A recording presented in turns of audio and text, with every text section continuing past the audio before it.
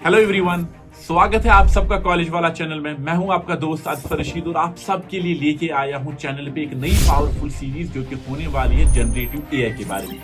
आप सबको पता होगा कि आज के टाइम में जनरेटिव एआई का क्रेज कितना ज्यादा बढ़ चुका है। कंपनीज एक्टिवली ऐसे डेवलपर्स को हायर कर रही है जो एआई टूल्स को समझते हैं, उन्हें यूज करना जानते हैं और जो प्रॉम्प्ट्स और इंस्ट्रक्शंस को लिखने में एक्सपर्ट हो।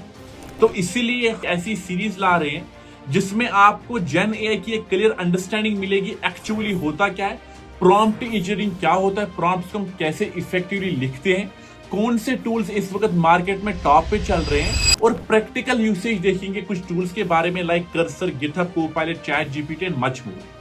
हम थ्योरी के साथ साथ हैंड्स ऑन प्रैक्टिस भी करेंगे ताकि आप सिर्फ सुनो नहीं, समझो और इंप्लीमेंट करो। तो चलिए बिना टाइम वेस्ट किए इस सीरीज को शुरू करते हैं। आज के पहले वीडियो में हम समझेंगे जनरेटिव एआई होता क्या है और ये एआई के फील्ड में कहां पे फिट होता है। तो चलिए बिना टाइम वेस्ट किए इस वीडियो को स्टार्ट करते हैं। जनरेटिव एआई क्या होता है? जनरेटिव एआई हम सबको पता है, जनरेटिव एआई एक टाइप है आर्टिफिशियल इंटेलिजेंस टेक्नोलॉजी का जिसके थ्रू हम डिफरेंट टाइप ऑफ कंटेंट को प्रोड्यूस जनरेट करते हैं। हम सब ने चैट जीपीटी यूज किया होगा, क्लाउड यूज किया होगा। हम सिंपली एक प्रॉम्प्ट देते हैं, हम सिंपली एक इंस्ट्रक्शन देते हैं और उसके बेसिस पे वो हमें सिंपली कुछ कंटेंट जनरेट करके देता है, टेक्स्ट देता है, कोड देता है, इमेजेस देता है, एटसेट्रा। अब इन सारे जनरेटिव एआई के टूल्स के पीछे जो साइंस है उसी को हम जनरेटिव एआई कहते हैं। इसको प्रॉपरली समझने से पहले वी हैव टू अंडरस्टैंड कि जनरेटिव एआई इस आर्टिफिशियल इंटेलिजेंस की दुनिया में कहां पे फिट होता है, कहां से आया। और इसको समझने के लिए पहले हम दो कॉमन क्वेश्चंस के जवाब देंगे। Number one is what is artificial intelligence, another one is what is the difference between artificial intelligence and machine learning. देखो, जब हम आर्टिफिशियल इंटेलिजेंस के बारे में बात करते हैं, सिंपल समझना ये एक डिसिप्लिन है, एक ब्रांच है कंप्यूटर साइंस का और ये डील करता है with creation of intelligent systems, computers, machines that can reason on their own, think on their own, learn on their own and then can act autonomously. तो AI जो है वो सिंपली डील करता है with theory and methods which we use to build machines that can think and act like humans, like us.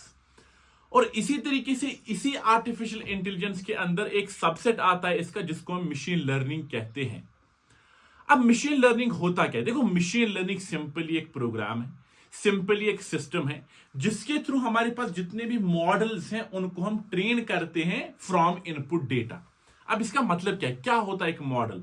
Let's try to understand this with a very simple real life example. Let's suppose हमारे घर में एक छोटा बच्चा है, छोटा baby है, जिसको हम हर दिन नया इनपुट डेटा फीड करते हैं, बहुत ज्यादा डेटा फीड करते हैं। हम उसको समझाते हैं ये एप्पल होता है, 2+2 is 4, so on and so forth। अब इसको हम ये डेटा क्यों फीड करते हैं? सो दैट ये इस डेटा से सीख कर कुछ कंक्लूजन इससे निकाले, ड्रॉ करें, कुछ डिस्टिंग्विश चीजें करें या कुछ प्रिडिक्शंस करें। फॉर एग्जांपल, इसको हर दिन अपनी माँ कुछ डिफरेंट डिफरेंट एनिमल्स की कुछ पिक्चर्स दिखाती है।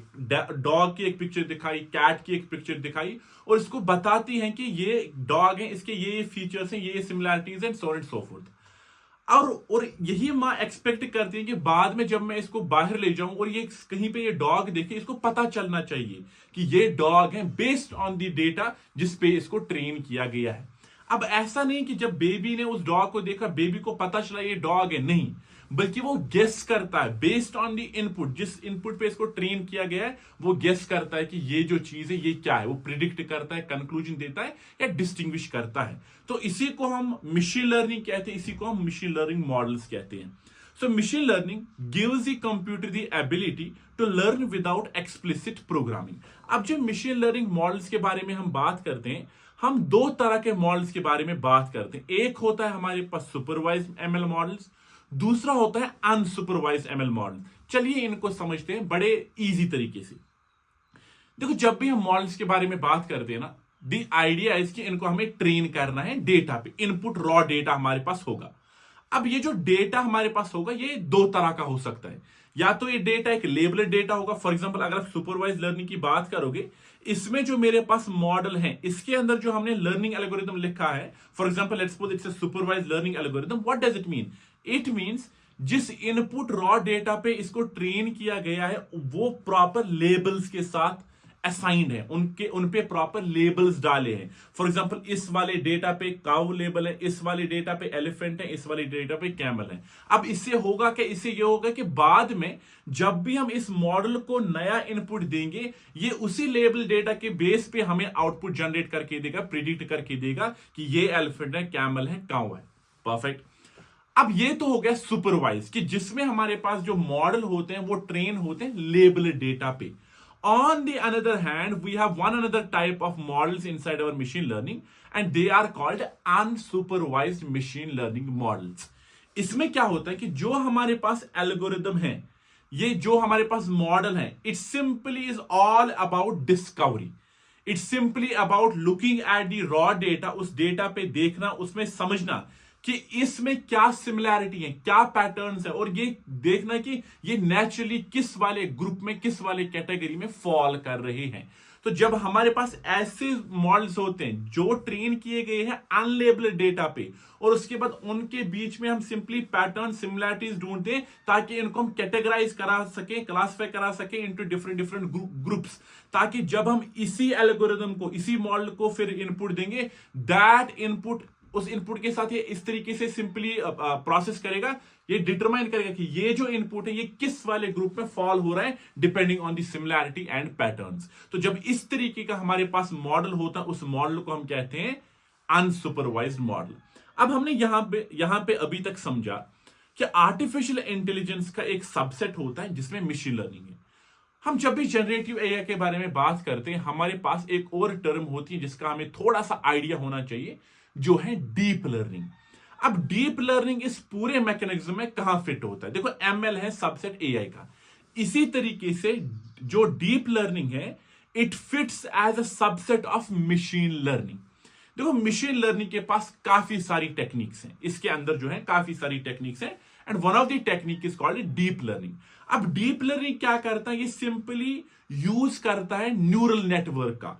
हमारे ब्रेन जो है, we know it consist of neurons, उसी से इंस्पायर होके हमारे पास आर्टिफिशियल इंटेलिजेंस में होता है न्यूरल नेटवर्क्स। तो न्यूरल नेटवर्क्स का यूज करता है ये, विच मींस डीप लर्निंग, ताकि ये रिकॉग्नाइज कर सके कंप्लीट कॉम्प्लेक्स पैटर्न्स को, और उसके बाद प्रॉपर्ली स्मार्ट डिसीजंस क्रिएट कर सके, and it is inspired by the human brain. जब हम अपने डीप लर्निंग के बारे में बात करते हैं ना, हमेशा याद रखना it is inspired by neural network. अब न्यूरल नेटवर्क क्या होता है? हमारे पास एक इनपुट लेयर होती है और उसके बाद मल्टीपल लेयर्स होते हैं, और उसके बाद एट द एंड मेरे पास यहां पे एक आउटपुट लेयर होता है, और हर कोई layer it is made up of many interconnected nodes और कॉल्ड न्यूरॉन्स, और यही न्यूरॉन्स होते हैं जिनसे ये सीखते हैं परफॉर्म टास्क करना by processing different data and making predictions. आप समझो सिंपली जो न्यूरॉन है in deep learning, it's simply like a student जो सीख रहा है फ्रॉम पास्ट एक्सपीरियंस, जो सीख रहा है एक्सपीरियंस से। ये इंफॉर्मेशन को लेता है यहां से इनपुट लेयर से, उसके बाद प्रोसेस करता है through different layers over there, और उसके बाद शेयर करता है कि इसने क्या सीखा। और जब ये काफी सारे न्यूरॉन्स कनेक्ट होते हैं, ये रिकॉग्नाइज करते हैं पैटर्न्स को, और उसके बाद they are able to make smart decisions. Like you don't have to honestly understand at this point of time कि लेयर्स कैसे बने होते हैं, how are they connected, what is the science behind that. वो मे बी हम किसी और दिन किसी और ओकेजन पे पढ़ेंगे। तो डीप लर्निंग जो हमारे पास है, एज ए सेड, इसके पास डिफरेंट लेयर्स ऑफ न्यूरॉन्स होते हैं, और यही डिफरेंट लेयर्स ऑफ न्यूरॉन्स हमारे डीप लर्निंग मॉडल को अलाउ करते हैं ताकि ये कॉम्प्लेक्स पैटर्न्स को समझे और उसके बेसिस पे फिर प्रिडिक्शंस और स्मार्ट डिसीजंस क्रिएट करें। हमेशा याद रखना, जब भी हम न्यूरल नेटवर्क के बारे में बात करते हैं, it can use both labelled and unlabelled data. आपको याद होगा जब हमने सुपरवाइज लर्निंग के बारे में बात की थी, हमने कहा था कि मेरा जो मॉडल है ये ट्रेन होता है लेबल्ड डेटा पे। हमने करी थी बात अनसुपरवाइज्ड मॉडल के बारे में, ये होता है ट्रेन अनलेबल्ड डेटा के बारे साथ। On the same time when we talk about neural networks, neural networks can use both labelled and unlabelled data. और जब भी हमारे पास एक ऐसा मॉडल हो जो दोनों तरह के डेटा पे ट्रेन किया गया हो, उस तरीके की लर्निंग को हम कहते हैं semi supervised learning. Semi supervised learning में क्या होता है, जो हमारे पास न्यूरल नेटवर्क है ये ट्रेन किया जाता है small amount of labelled data and large amount of unlabelled data. अब यहां पे आपका सवाल हो सकता है small amount of labelled data क्यों और large amount of unlabelled data क्यों। देखो, जब भी हम डीप लर्निंग के बारे में बात करते हैं ना, या न्यूरल नेटवर्क्स के बारे में बात करते हैं ना, हमारे पास as I said semi supervised learning होती है। अब इसमें लेबल्ड डेटा स्मॉल अमाउंट में क्यों होता है, क्योंकि ये इसी न्यूरल नेटवर्क को हेल्प करता है ताकि समझें कि जो मेन आइडिया है टास्क का जो मैं परफॉर्म करना चाहता हूं वो इससे होगा लेबल्ड डेटा से। ऑन दी अनदर हैंड, इसी न्यूरल नेटवर्क पे जो अनलेबल्ड डेटा होता है जिसपे ट्रेन किया गया होता है, इसकी वजह से कभी अगर हमारे मॉडल को नई सिचुएशंस हैंडल करनी पड़ी, ये प्रॉपर्ली कर सकता है। तो हमने समझा कि neural network simply semi supervised learning पे बेस्ड होता है। अब इस होल पिक्चर में जनरेटिव एआई अब आता है। हमने समझा सुपरवाइज लर्निंग क्या होती है, अनसुपरवाइज लर्निंग क्या होती है और सेमी सुपरवाइज लर्निंग क्या होती है। और जब हम जनरेटिव एआई के बारे में बात करते हैं, ये सबसेट है, पार्ट है डीप लर्निंग का। मशीन लर्निंग था पार्ट आर्टिफिशियल इंटेलिजेंस का, डीप लर्निंग था पार्ट मशीन लर्निंग का, और उसके बाद जो मेरा जनरेटिव एआई है ये है पार्ट किसका, डीप लर्निंग का। तो generative AI is part of deep learning, which means it uses artificial neural networks to learn.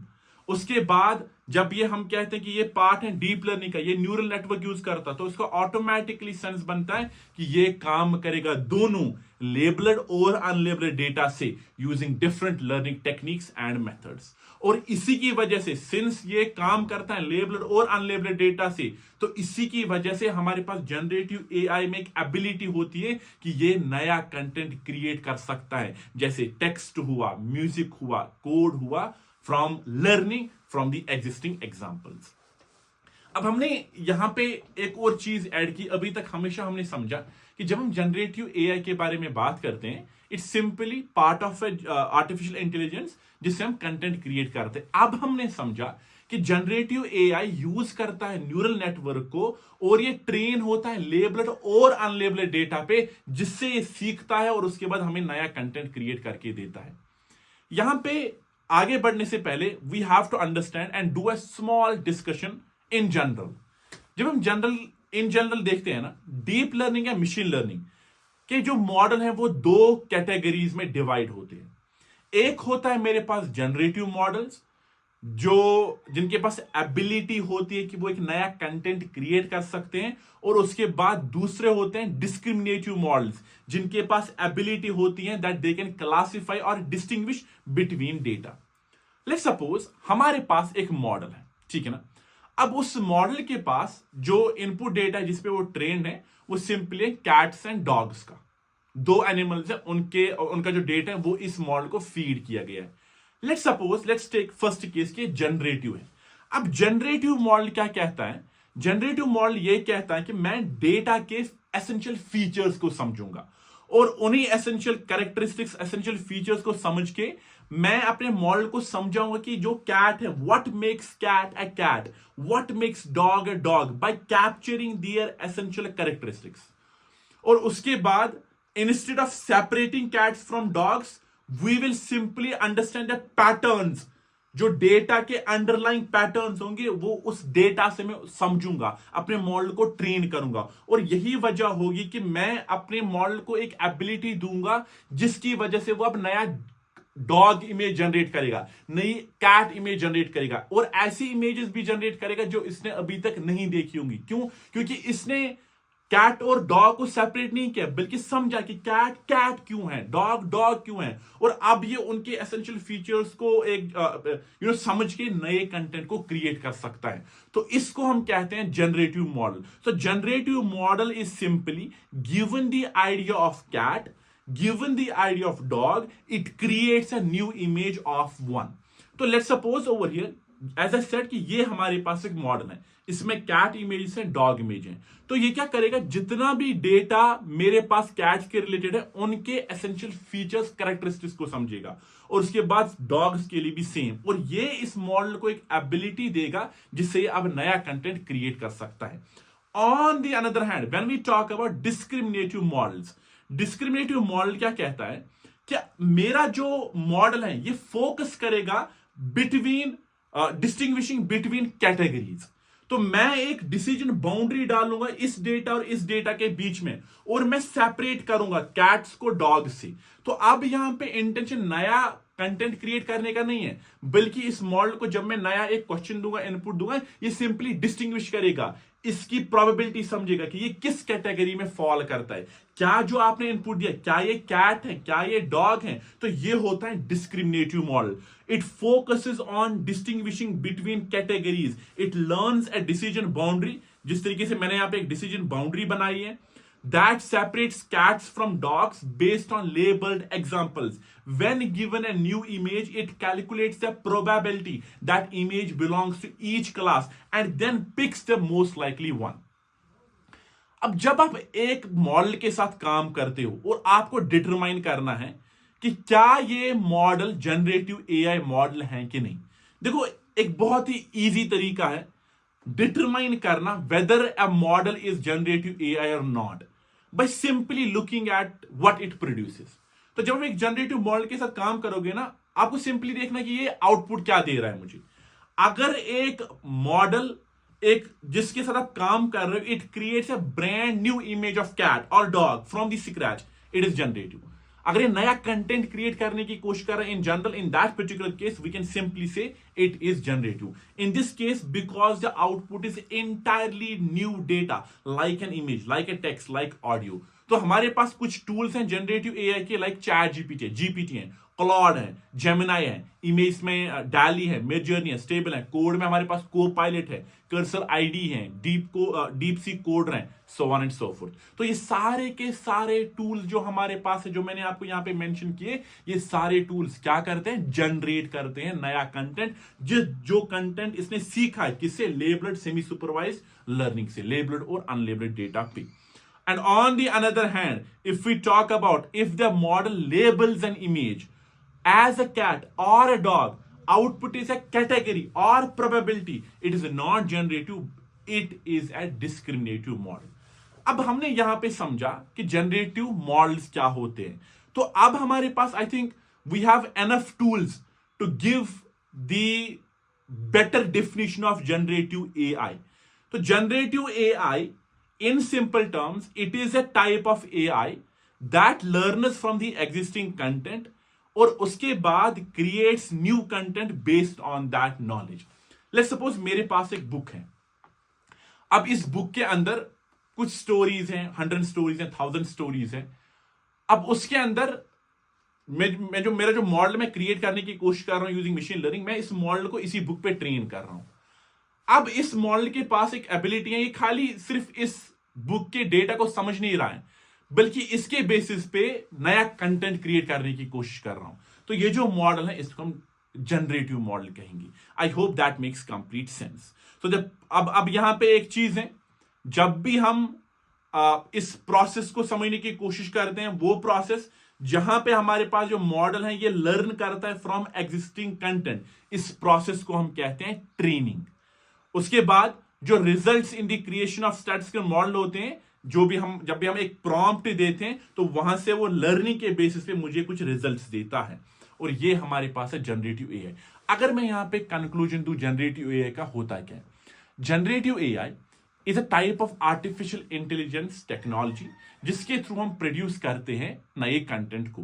किस वजह से, ये जो मॉडल्स इंटरनली यूज करता है ये सेमी सुपरवाइज लर्निंग होते हैं, ये इंटरनली न्यूरल नेटवर्क्स को यूज करते हैं, विच मींस इनके पास लेबल्ड डेटा होता है, अनलेबल्ड डेटा होता है, जिसके बेसिस पे ये उसे लर्न करके एक नया कंटेंट को क्रिएट करते हैं। I hope that makes complete sense. तो ये था मेरे पास जनरेटिव एआई। अब जब हम जनरेटिव एआई के बारे में बात करते हैं, हमने इंटरनेट पे काफी सारे टूल्स देखे होंगे। आधे टूल से हम टेक्स्ट जनरेट करते हैं, आधे टूल से हम इमेजेस जनरेट करते हैं, आधे टूल से हम वीडियोस जनरेट करते हैं, so on and so fourth. तो ये जो सारे टूल्स हैं, इनके पीछे हमारे पास सबसे इंपॉर्टेंट चीज क्या है, उसको हम कहते हैं फाउंडेशन मॉडल्स, या उनको हम कहते हैं मॉडल्स। देखो, जनरेटिव एआई जो मॉडल होता है, ये जो जनरेटिव एआई का जो साइंस है, it can process training code, it can process my labelled data, unlabelled data, and then उसके बेसिस पे उसके लर्न करके एक फाउंडेशन मॉडल बना सकता है। और ये जो मॉडल होगा, ये उसी चीज को यूज करेगा जो इसने सीखा है, और उसी की वजह से नए कंटेंट को क्रिएट करेगा। और इसमें अभी जो सबसे इंपॉर्टेंट चीज जो इस वक्त मार्केट में हर कोई यूज कर रहा है, लाइक जीपीटी यूज कर रहे हैं, हम यहाँ पे क्लाउड यूज कर रहे हैं, so on and so fourth, तो उनको हम कहते हैं LLMs, लार्ज लैंग्वेज मॉडल्स। देखो, लार्ज लैंग्वेज मॉडल्स सिंपली एक टाइप है जनरेटिव एआई का। दे simply generate novel combination of text in natural language. हम चैट जीपीटी से बात करते हैं, हम किसी भी तरीके से बात कर सकते हैं। I can simply tell it, hey create a function in order to sort my array, create a function, I want to sort my array. या मैं इसको इस तरीके से प्रॉम्प्ट दे सकता हूं, हे ये रही मेरी एरे, मुझे इसको सॉर्ट कर दो। तो मैं नेचुरल लैंग्वेज प्रोसेस कर रहा हूं यहां पे। और हमारे पास ये जो मॉडल्स हैं, इनके पास एक एबिलिटी होती है, ये इन प्रॉपर्टीज, इन प्रॉम्प्ट्स को समझेगा और उसके बेसिस पे हमें एक नया कंटेंट जनरेट करके देगा। तो वो होते हैं LLMs। They are type of generative AI. Why? Because they have the ability to generate different combinations of text. और जब हम combination of text के बारे में बात करते हैं, we say code is also what is being generated by LLMs. तो LLMs के पास एक ability होती है, वो कोड भी जनरेट कर सकते हैं। क्यों? क्योंकि वो भी एक टेक्स्ट है। I hope that makes sense. अब इसी LLM को थोड़ा सा यहां पे समझने की कोशिश करेंगे। देखो, जब हम LLM के बारे में बात करते हैं ना, the first word is large. Large का मतलब क्या है? लार्ज का मतलब यह है, अभी हमने समझा कुछ टाइम पहले, जनरेटिव एआई ट्रेन होता है डेटा पे, लेबल्ड और अनलेबल्ड डेटा पे। अब जब मैं इसी डेटा को काफी एक बहुत बड़ा डेटा सेट बनाऊंगा ना, तो इसको हम कहते हैं लार्ज डेटा सेट। और जो ये LLMs होते हैं, ये ट्रेन होते हैं on huge data sets. And when I say huge data sets, I don't mean कि एक बुक पे नहीं, विद बिलियंस ऑफ पैरामीटर्स। और उसी डेटा पे इनको ट्रेन करके इनको प्रॉपर्ली समझाया जाता है, इनको लर्न कराया जाता है, ताकि ये प्रॉपर हमें प्रिडिक्शन दे सके और नया कंटेंट क्रिएट कर सके। तो a large language model is an advanced AI system design to process and generate human like text. तो हमारे पास जो LLMs होते हैं, ये सिंपली एक एआई सिस्टम है, जनरेटिव एआई सिस्टम है, जो डिजाइन किए गए हैं ताकि ये टेक्स्ट को प्रोसेस कर सके, और उसके बाद जिस डेटा पे, जो बिलियंस ऑफ पैरामीटर्स पे इसको लर्न कराया गया है, ट्रेन कराया गया है, उसके बेसिस पे हमें एक जनरेट करके दे कुछ कंटेंट जो खुद एक ह्यूमन लाइक स्ट्रक्चर में होगा।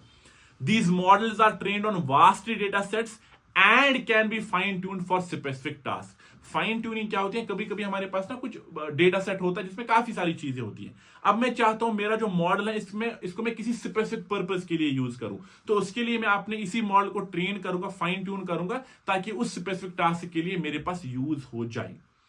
अब जब हम LLMs के बारे में बात करते हैं, it's very important for us to understand कि LLMs किस तरीके से काम करते हैं। थोड़ी सी इसकी अंडरस्टैंडिंग होनी चाहिए।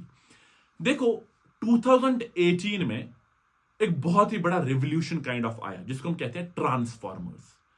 और जो जनरेटिव एआई है, इसका जो इंटायर पावर है, इसका जो इंटायर वर्ल्ड है, the power of entire generative AI comes from the use of transformers. तो ट्रांसफॉर्मर्स क्या होते हैं? Transformers is simply a neural network architecture जो डिजाइन किए गए ताकि वो प्रोसेस कर सके सीक्वेंस ऑफ टेक्स्ट को। और उसके बाद यहां पे जब हम सीक्वेंस ऑफ टेक्स्ट कहेंगे ना, या इन नेचुरल लैंग्वेज प्रोसेसिंग कहेंगे, हमारे पास एक बहुत ही बड़ा फील्ड है एआई का, जिसको हम कहते हैं NLP, natural language processing. Literature का भी ये फील्ड है। और ये क्या, ये एक ब्रांच है एआई का जो हमें हेल्प करता है, या सॉरी नॉट हमें बट कंप्यूटर्स को हेल्प करता है ताकि वो अंडरस्टैंड करे ह्यूमन लाइक लैंग्वेज। और उसके बाद जब अंडरस्टैंड करेगा तो ऑटोमेटिकली उसके साथ फिर वर्क करेगा। और NLP एक in itself is a separate course. बस यहां पे नेचुरल लैंग्वेज प्रोसेसिंग का मतलब समझो कि ये सिंपली एक ब्रांच है आर्टिफिशियल इंटेलिजेंस का, जिसके थ्रू हम कंप्यूटर्स को एक एबिलिटी देते हैं ताकि वो अंडरस्टैंड कर सके और उसके बाद काम कर सके with human language, with both in written and as well as in spoken form. At a high level जब हम ट्रांसफॉर्मर्स की बात करते हैं, एक बड़े लेवल पे अगर हम बात करेंगे, हम इसके अंदर ज्यादा नहीं घुसेंगे क्योंकि एक बहुत ही बड़ा टॉपिक हो जाएगा। फिर इसके पास दो कंपोनेंट्स के बारे में हमें बात करना है। It consists of encoder and decoder. The encoder encodes the input sequence and passes it to the decoder, which learns how to decode the representation। अब आप बोलोगे सर इसका मतलब क्या है? लेट्स सपोज हमारे पास एक मॉडल के अंदर, ऑफ कोर्स जो हमने ट्रांसफॉर्म के बारे में बात की, इसी ट्रांसफॉर्म के अंदर दो कंपोनेंट्स हैं mainly at the high level, encoder and decoder. अब मैंने इसको इनपुट दिया, what is the capital of France. Let's suppose ये मेरा एक प्रॉम्प्ट है जो ये ट्रांसफॉर्मर एज ए इनपुट ले रहा है। अब इनकोडर कंपोनेंट क्या करेगा? इनकोडर सिंपली इसी इनपुट को, जो मेरे पास यहां पे इनपुट है what is the capital of France, इसी को सिंपली एक स्ट्रक्चर्ड रिप्रेजेंटेशन में कन्वर्ट करेगा। ये यहां पे कोशिश करेगा कि मैं समझूं कि कैपिटल एंड फ्रांस का मतलब क्या है।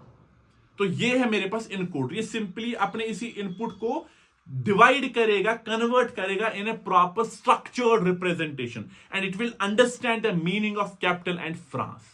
अब उसके बाद जब इसने इसको प्रॉपर स्ट्रक्चर में रिप्रेजेंट करा, उसके बाद डीकोडर में जाएगा।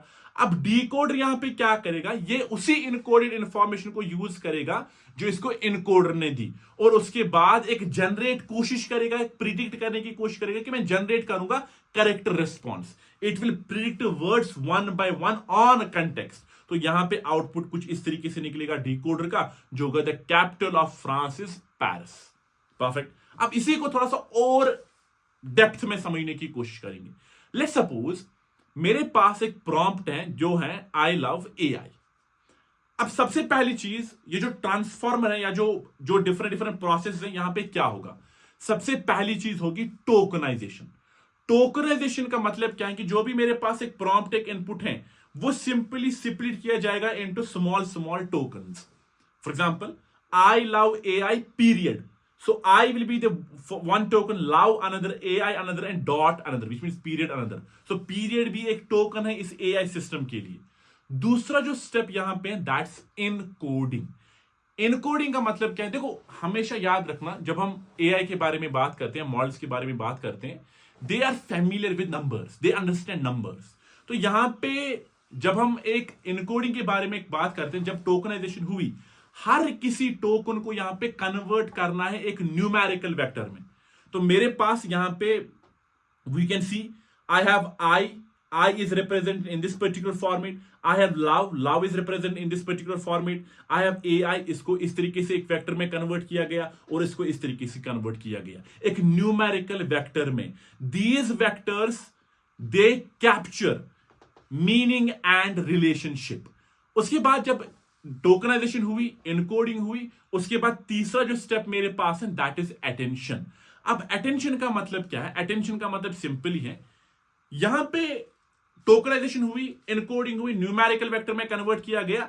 अब यहां पे हमें समझना है कि मॉडल के पास एक एबिलिटी होनी चाहिए कि वो डिटरमाइन करेगा कि इस पूरे के पूरे प्रॉम्प्ट में कौन से वर्ड्स इंपॉर्टेंट हैं, और उसी को हम कहते हैं अटेंशन।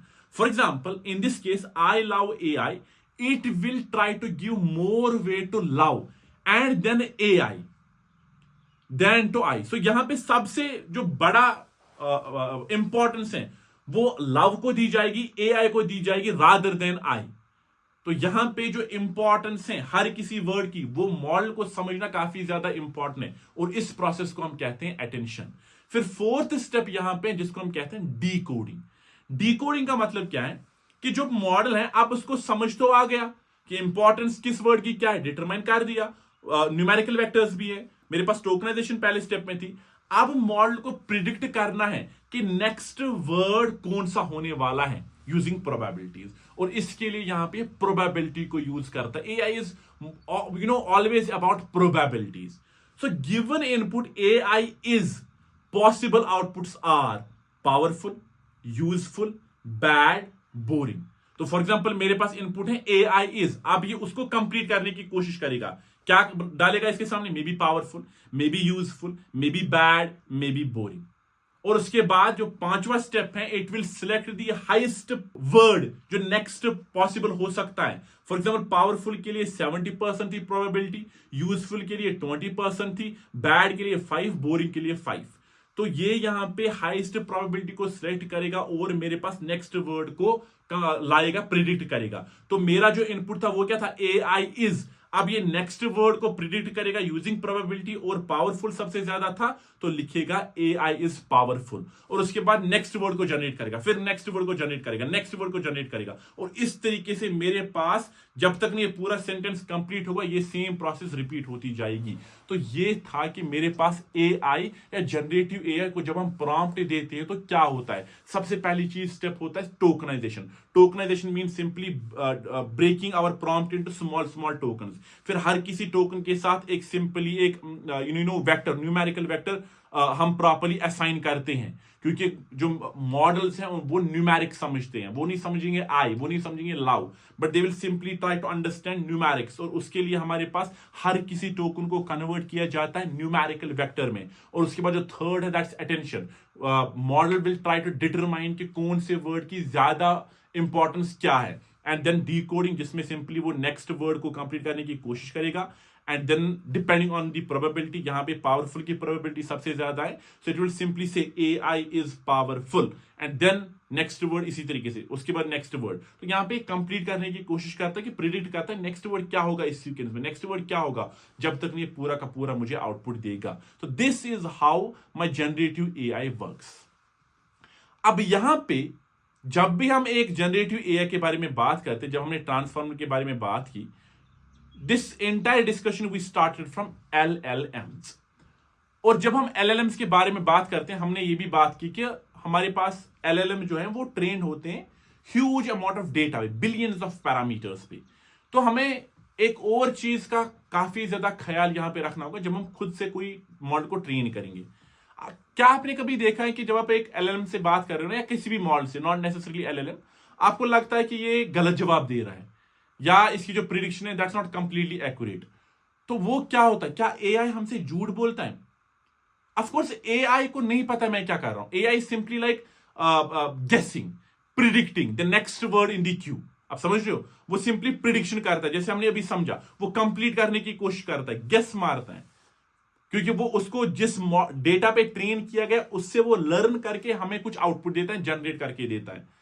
और जब भी आपको लगेगा कि आपका मॉडल आपको एक प्रॉपर आउटपुट नहीं देता है, आपको लगता है कि ये कुछ झूठ बोल रहा है या सिंपली इसको समझ नहीं आ रहा मैं क्या आउटपुट दूंगा, उस वाले स्टेज को हम कहते हैं हैल्यूसिनेशन।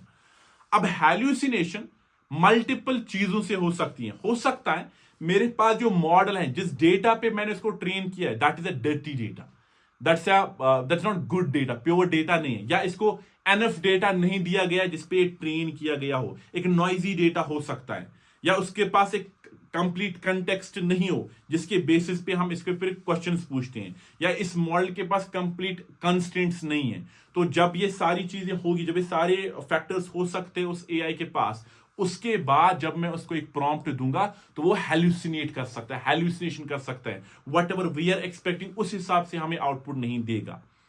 अब यहां पे इस हैल्यूसिनेशन से हम कैसे बच सकते हैं? हम चाहते हैं कि हमारे पास जो LLM है, जो मैं उससे चाह रहा हूं, मैं काम कर रहा हूं, for example I am a developer, मैं चाहता हूं ये मुझे वेबसाइट बना के दे, मैं चाहता हूं ये मुझे इस फंक्शन का कोड कंप्लीटली दे जिस तरीके से मैं चाहता हूं। तो अब मैं इस चीज के लिए सबसे ज्यादा क्या कर सकता हूं? सबसे इंपॉर्टेंट चीज जो हर किसी जनरेटिव एआई इंजीनियर को आना चाहिए, दैट इज प्रॉम्प्ट क्राफ्टिंग, कि मैं एक प्रॉम्प्ट को किस तरीके से अच्छे से लिख सकता हूं। देखो, हमारे पास क्लॉड है, चैट जीपीटी है, हमारे पास गिटहब कोपायलट है, हम थोड़ी उस गिटहब कोपायलट के अंदर स्ट्रक्चर आर्किटेक्चर में जा सकते नहीं। All we can do is we can control कि हम इसी LLM को किस तरीके से बेटर इनपुट दे सकें। बेटर इनपुट का मतलब बेटर रिजल्ट, और AI के साथ बात करना इटसेल्फ इज अ स्किल। और उसी प्रॉम्प्ट क्राफ्टिंग पे हम नेक्स्ट वीडियो में बात करेंगे। आई होप आपको मजा आ गया होगा कि जनरेटिव एआई के बारे में, सुपरवाइज लर्निंग के बारे में, अनसुपरवाइज लर्निंग के बारे में, deep learning, neural networks, semi supervised और सारे एलएलएम्स, ट्रांसफॉर्मर्स, एनएलपी के बारे में। Please make sure that you will share your feedback in the comment section. Take care of yourself. See you in the next video where we will discuss prompt crafting, prompt engineering. Thank you so much, guys. Take care. Bye bye.